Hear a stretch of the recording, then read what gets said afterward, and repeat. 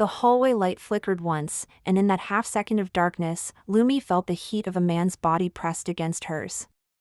She didn't scream. She didn't shove him away. She went still, the way she always did when something unexpected happened, because panicking never made a situation better. Her back hit the wall, and her hands came up automatically, palms flat against the hard wall of his chest to create distance. The fabric beneath her fingers was expensive, silk and wool, tailored to fit a man who didn't buy suits off the rack. "Sorry," he said, but his voice was low and tight, not apologetic at all. Watchful. "Did you hear that?" She heard it.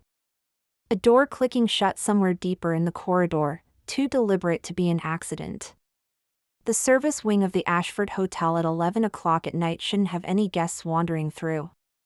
That was the whole point of being escorted here by the hotel manager: discretion, privacy, the quiet resolution of a problem that hadn't been allowed to touch the glittering lobby. "I heard it," she said, and her voice came out steadier than she felt. She tilted her chin up to look at him and immediately regretted it, because the man was that kind of attractive. The kind that made you forget what you were about to say. Sharp jaw, dark hair slightly disheveled, eyes the color of whiskey in low light. He was tall, easily 6'2", and he was looking at her like she was a chess move he hadn't anticipated. "We need to move," he said. "Now." "Where?" He grabbed her wrist, not roughly, but with the urgency of someone who knew exactly what they were doing, and pulled her around the corner into an alcove. She had half a second to process that he'd memorized the floor plan of this private corridor, and half a second to wonder why a guest would know that. Then his body was in front of hers again, boxing her into the shadows, his head turned toward the sound of approaching footsteps. The footsteps stopped. Then retreated. And in the silence that followed, Lumi realized her heart was pounding against her ribs. She could feel his chest rising and falling in the same rhythm, could smell something clean and woody on his skin, cedar, maybe, or sandalwood. His grip on her wrist loosened, but he didn't let go. "You're the PR person," he said, and it wasn't a question. "The one who handles the hotel's messes." She pulled her hand back, smoothing her skirt as if that would restore equilibrium. "And you're the guest who's trespassing in a private corridor." A ghost of something crossed his face. Amusement, maybe. "I was invited." "So was I."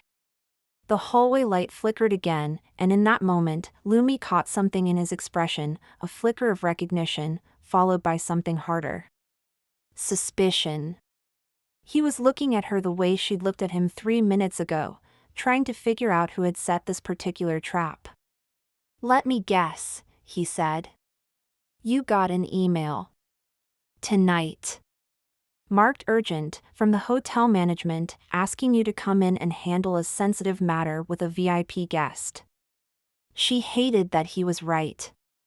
"And you?" Anonymous tip. Someone claimed there was a security breach in this wing. "I was told to wait here." His jaw tightened. "I don't wait well." "Neither do I." She pulled out her phone, checking the time. 11:08 p.m. The email had come through at 10:15. It had been specific, professional, exactly the kind of crisis communication that would pull her out of bed on a Tuesday night. She'd been wearing silk pajamas and reading a thriller when the ping came through. Now she was pressed against a wall with a stranger who smelled like money and trouble. Someone had wanted them both here. Someone had wanted them together. "What's your name?" she asked. He looked at her for a beat too long. "Ethan Cole." The name hit her like a slap. Ethan Cole, the CEO of Ether Technologies, the guy who'd been all over the financial pages for the last 6 months, the one whose company was about to go public with some kind of revolutionary AI platform that had everyone in Manhattan frothing at the mouth. She'd seen his photo on Bloomberg, on Wired, on the back of a magazine she'd flipped through at the dentist's office. In those photos, he looked composed, ambitious, like a man who'd learned to smile for cameras without ever giving anything away. In person, up close, he looked tired, dangerous, and very, very aware that something was wrong. Lumi Chin, she said, because there was no point in hiding. I'm the director of communications for the Ashford Group. I know who you are. His eyes tracked down to her hand, still holding her phone. I made you come all the way downtown at 11 o'clock at night. That's not something I do lightly. I didn't come for you. She was already moving, stepping out of the alcove, scanning the corridor for anything out of place. I came because the email said there was a guest issue that needed immediate handling. My job is to make problems disappear before they become stories. And what do you do when the problem is you? The question landed somewhere inside her chest, sharp and unexpected. She turned to face him. What's that supposed to mean? He was already pulling out his own phone, his face illuminated by the screen's glow. It means someone is playing a game. And I don't like being a piece on someone else's board. He turned the phone toward her. Recognize this? She looked at the screen. A photo, grainy, clearly taken from a surveillance camera. It showed the two of them in the alcove, his body half shielding hers, his hand on her wrist. The angle made it look intimate, conspiratorial. Like they'd arranged this meeting. Like they were hiding together on purpose. Where did you get this? Texted to me 30 seconds ago. He was already typing, his thumb moving fast. Along with a little note. Let's see what it says. He read aloud, 11 o'clock. Service corridor. If the press knew you were meeting the woman who handles hotel scandals, they'd have questions. We have answers. A chill ran down Lumi's spine. It wasn't cold, the hotel's climate control was obsessive about maintaining the perfect temperature, but she felt it anyway. The kind of cold that came from understanding that you'd walked into a trap without realizing it. This isn't about you, she said slowly. It's about me. Someone wants to make it look like I'm sleeping with the competition? Or sabotaging my company? Ethan's laugh was sharp, humorless. You're the one who handles crises for the Ashford. If anyone found out you were here, alone, in a restricted area, meeting with me, it would ruin your credibility. Ruin your career. The Ashford's name would be dragged through the mud, because everyone would assume they were either colluding with me or using you as some kind of honey trap. I'm not sleeping with anyone, she said flatly. And I don't do honey traps. Good. Neither do I. She met his eyes. Something in the way he said it, the absolute certainty, the lack of any attempt to charm her, made her believe him. Which was dangerous. She'd built a career on being skeptical of everyone, especially men who were too good-looking to be trusted. We need to get out of here, she said. If someone is watching, they already have what they wanted. A photo. A story. A headline. She was already walking toward the service elevator, her heels clicking against the marble floor. The question is, what happens next? Tomorrow morning, Ethan said, following her, that photo is going to end up somewhere. Maybe on TMZ. Maybe on Bloomberg. Maybe in your CEO's inbox. And what do you suggest we do about it? She hit the elevator button. The doors slid open. They stepped inside, and as they descended, the city lights of Manhattan rose up around them, filtering through the elevator's glass walls. 50 floors of money and power and secrets, all of it humming beneath her feet. I suggest, Ethan said, that we find out who set this up. Together. She turned to look at him. The elevator was small, intimate, and the city lights were reflected in his eyes. He looked like a man who'd never had to ask for help before, and hated that he was asking now. "I don't trust you," she said. "Good. Trust is for people who have time to be careless." He met her gaze, unflinching.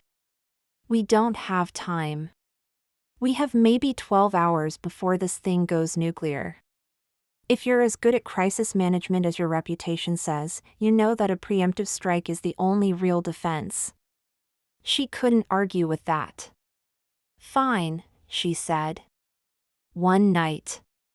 We figure out who's behind this, we neutralize the threat, and then we never see each other again." Agreed. The elevator doors opened onto the lobby. They stepped out into the gold and marble brilliance of the Ashford's main level, and Lumi could feel the weight of eyes on them: night staff, a bellhop, a woman at the front desk. None of them knew what had just happened in the service corridor. None of them had to know. But tomorrow, the whole world might. She didn't sleep. At 3 a.m., she sat in her apartment overlooking the Hudson, wrapped in a cashmere throw, watching the video on her phone for the 100th time. The hotel had already sent her the security footage, the official version, the one they'd claim was the only version that existed. It showed her entering the corridor at 10:58 p.m. It showed Ethan arriving 3 minutes later. It showed them standing apart, then coming together, then disappearing into the alcove. The timestamp was clear. The angle was perfect. It was a story told in grainy black and white, a woman meeting a man in secret, hidden away from the public eye. She paused the video at the moment his hand touched her wrist. Something about it bothered her. The way his fingers wrapped around her arm, it wasn't casual. It wasn't flirtatious. It was urgent, almost desperate. In the video, you couldn't see his face, couldn't see the calculation in his eyes. But she'd felt it. He'd been scared. And that didn't fit the narrative the photo was trying to sell. Her phone buzzed. A text from an unknown number. "You're not the only one who was set up." She stared at the screen. Then another message appeared, a photo. It was the same corridor, the same time, but from a different angle, one that showed the alcove from the other side. And in this version, you could see the shadow of a third person just outside the frame. A man. Stocky, wearing a maintenance uniform, standing unnaturally still. Watching them. "This is what they don't want you to see." A third message, Ethan Cole. 8 p.m. "The coffee shop under your building. Come alone." She looked at the photo again. The figure in the maintenance uniform, why hadn't the hotel security team mentioned him? Why had they only sent her the angle that made her look guilty? She typed back, "Who is this?" The response came immediately, "The person who wants to be your ally. Or your enemy. Your choice." She set the phone down. The coffee shop. Ethan Cole. A mysterious third party with access to hotel surveillance footage. This was getting complicated. But she'd been handling complicated problems for 15 years. This was just another one. A bigger one, maybe. More dangerous. But the principles were the same: don't panic. Gather information. Identify the weak point. Attack. She got up and made a pot of coffee. If she wasn't going to sleep, she was at least going to be caffeinated. At 7:58 p.m., Lumi walked into the coffee shop beneath her apartment building. It was a small place, the kind of 24-hour operation that served as a lifeline for the neighborhood's insomniacs and overworked professionals. Fluorescent lights. A counter strewn with sugar packets. A barista who looked like he'd been awake for 2 days straight. Ethan Cole was already there, seated at a corner table with 2 laptops open in front of him. He changed out of the suit. Now he wore a dark sweater and jeans, which made him look younger, less like a CEO and more like a grad student who'd stumbled into a fortune. He was scrolling through something on one of his screens, his brow furrowed. She ordered a black coffee and sat down across from him. "Did you get the texts?" he asked without looking up. "Yes. I got them too. Same pictures. Same timestamp." He turned one of the laptops toward her. "I traced the phone number. It's a burner. Untraceable." "Of course it is." She took a sip of her coffee. "The person who sent those texts, they're not the ones who set us up. There's someone who was watching." Ethan's eyes flicked up to meet hers. "You think there are two different players?" "I think whoever sent the photos to the press is the same person who set up the meeting. And whoever sent us the alternative angle wants something else." She set the coffee down. "The question is, what?" Ethan leaned back, studying her. The fluorescent lights caught the shadows under his eyes. He hadn't slept either. "The photo that the press is going to run," he said slowly. "It frames me as someone who sneaks around with the hotel's PR director. That's embarrassing for me. It's career-ending for you.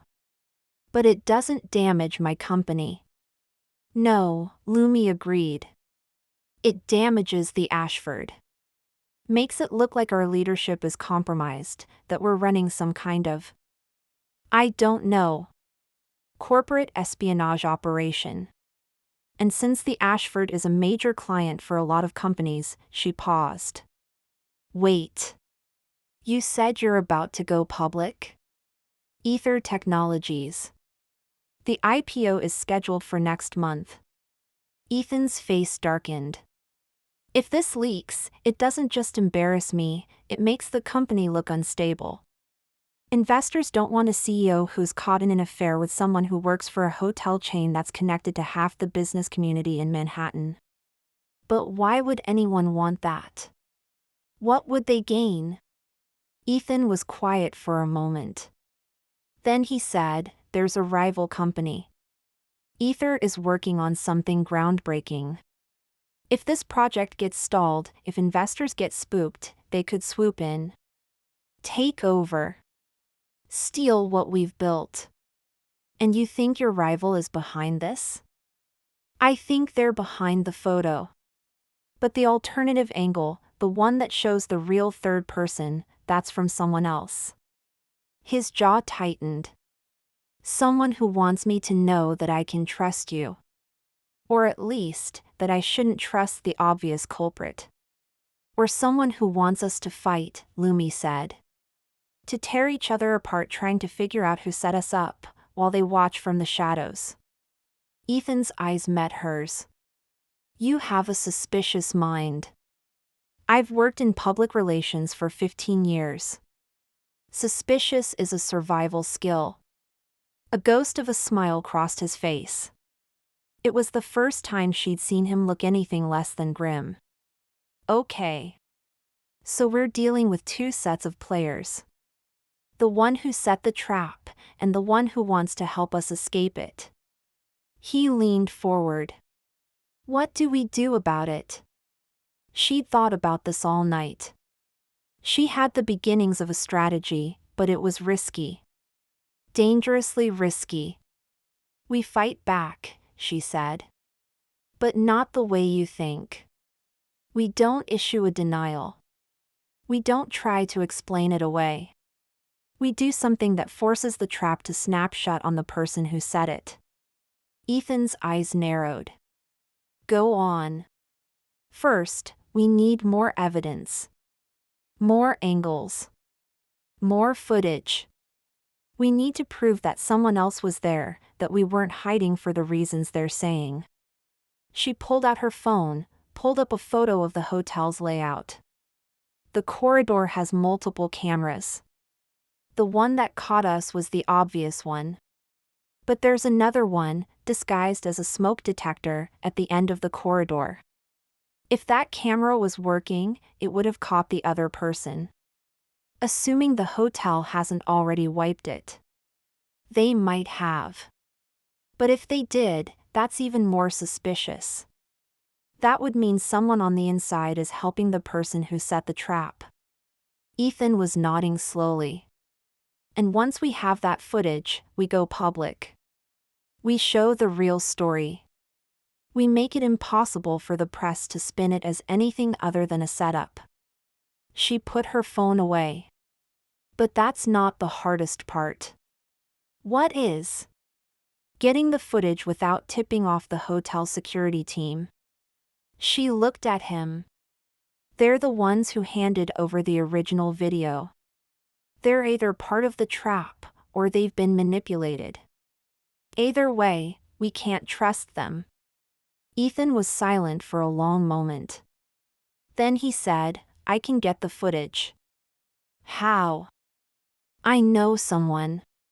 Head of security at the Ashford sister property. We have a history. He didn't elaborate. He owes me a favor. A big one. And you trust him? I trust that he wants to keep his job. And that he hates his counterpart at the Ashford. Ethan's expression was unreadable. Sometimes that's enough. Lumi considered this. It wasn't ideal. But it was better than breaking into a hotel at midnight. Okay, she said. Get the footage. I'll start laying the groundwork, talking to my contacts in the press, making sure that when we go public, we control the narrative. What if we're wrong?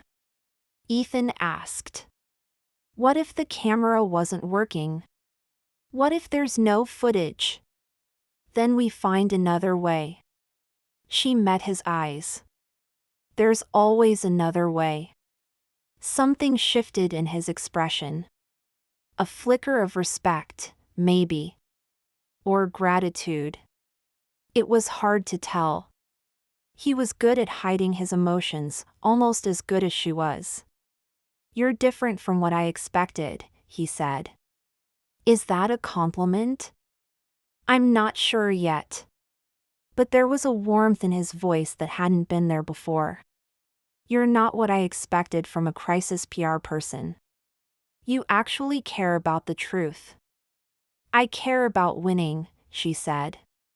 And I can't win if I'm not telling the truth. He laughed. It was a surprised sound, like he hadn't expected to find anything amusing tonight. You know, he said, you're the first person in this city who's made me feel like I'm not fighting alone. I'm not fighting for you, she said. I'm fighting for myself. Don't confuse the two. I won't. He met her eyes. But I appreciate it anyway. The rain started at midnight. Lumi was standing by her window, watching the city blur behind streaks of water, when her phone buzzed. Ethan's name flashed on the screen. I have it. The footage from the other camera. It's clear. He's wearing a maintenance uniform, but I've ID'd him. He works for my rival's security team. She exhaled. It was the first time all day that she'd felt like they were winning. Send it to me, she typed. I'll get it to the press. 3 minutes later, her phone chimed with an encrypted file. She opened it, watching the grainy footage of the figure in the maintenance uniform, stocky, deliberate, clearly waiting for them to show up. She'd been right. She had the proof she needed. Now she just had to use it. But as she sat in the dark of her apartment, the rain drumming against the glass, she found herself thinking about Ethan.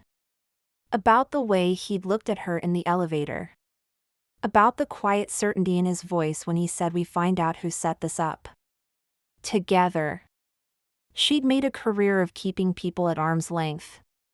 But somehow, in the course of one impossible night, he'd slipped past her defenses. She didn't know if that was good or bad. She only knew that she wasn't ready to say goodbye to him yet. The press conference was scheduled for 10 a.m. Lumi stood in the conference room of the Ashford Hotel, facing a sea of cameras and microphones. She'd been in this room 100 times, always as the person behind the scenes, the one who made the impossible possible. Today, she was the one in the spotlight. Ethan was there too, seated to her left.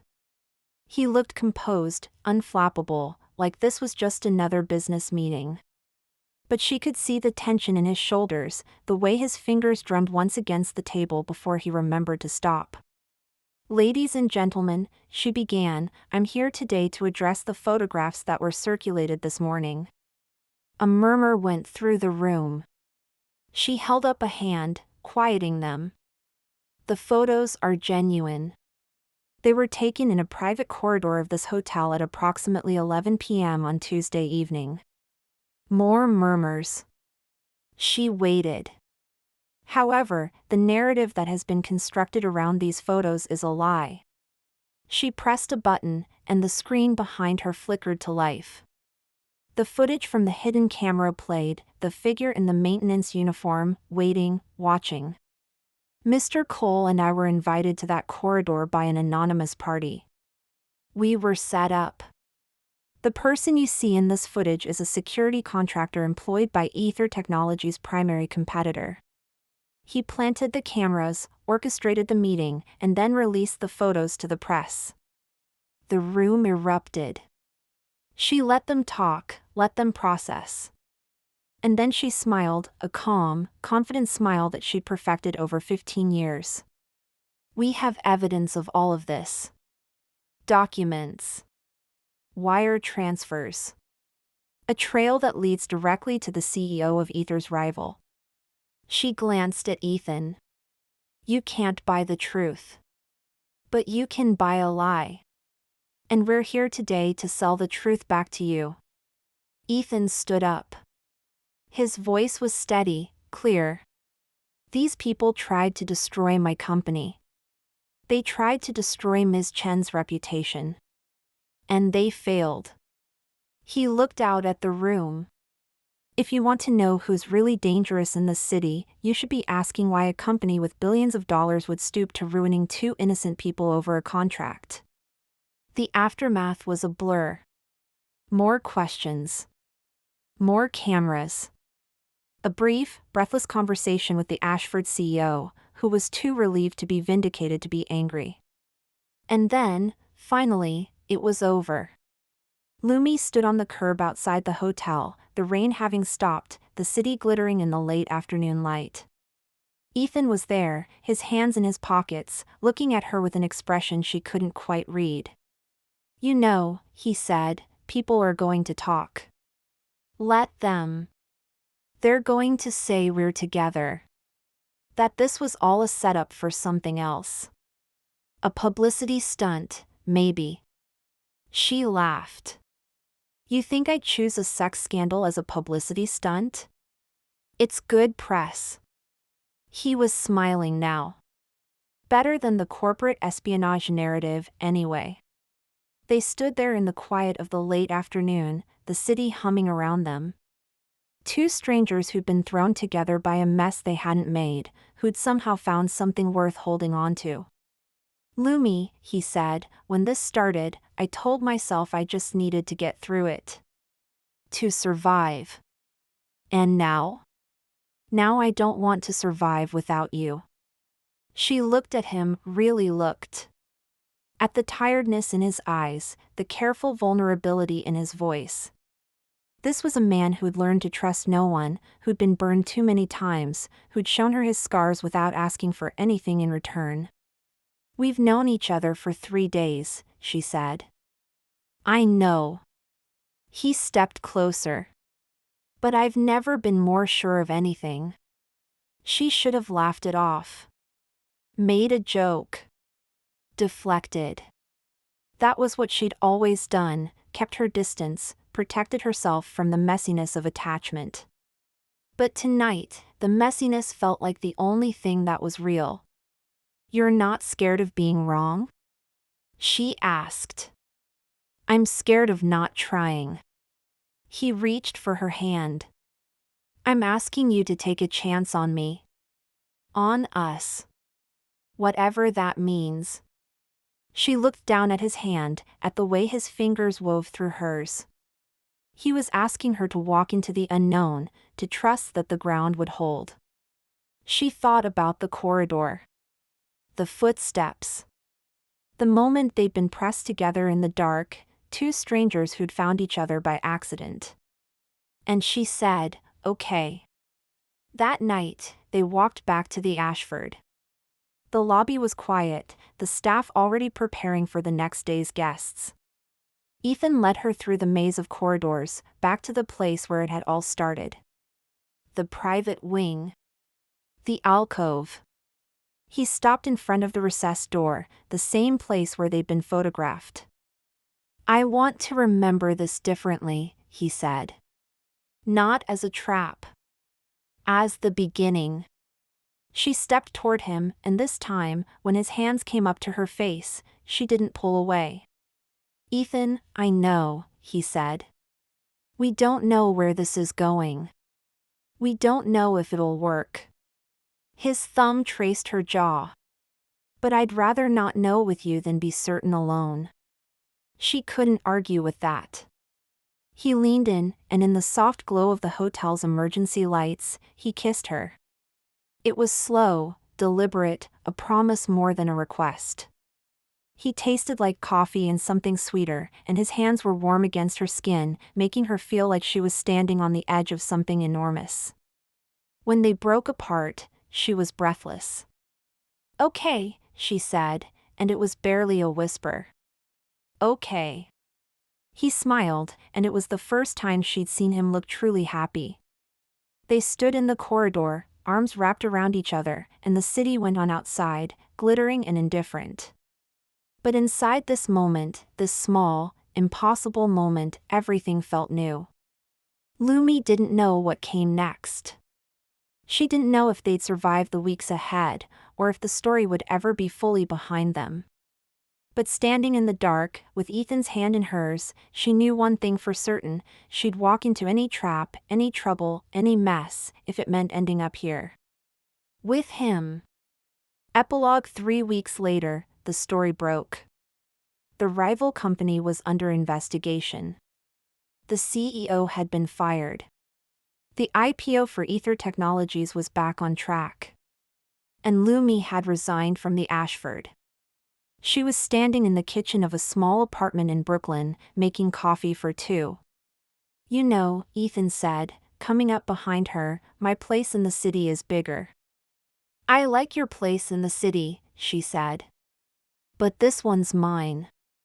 "Then why do I keep waking up here?" She turned, pressing a kiss to his cheek. "Because you like me." "I like you," he said. "I like your coffee. I like the way you roll your eyes when I'm too optimistic." His arms wrapped around her waist. "I like the way you saved my career without asking for anything." "I asked for coffee." "You asked for a lot more than coffee." She laughed. "I'm expensive." "So am I." He kissed her forehead. "We'll figure it out. Together." She poured the coffee, handing him a mug. The morning light streamed through the windows, casting the small kitchen in gold. They'd come a long way from the dark corridor at the Ashford. And somehow, impossibly, they'd found something worth fighting for. "I love you," he said, and it was so simple, so certain, that she felt her heart stutter. "I know," she said, smiling. "I love you too." He laughed, pulling her close, and in the warmth of the Brooklyn morning, everything felt possible. Subscribe to me for more content.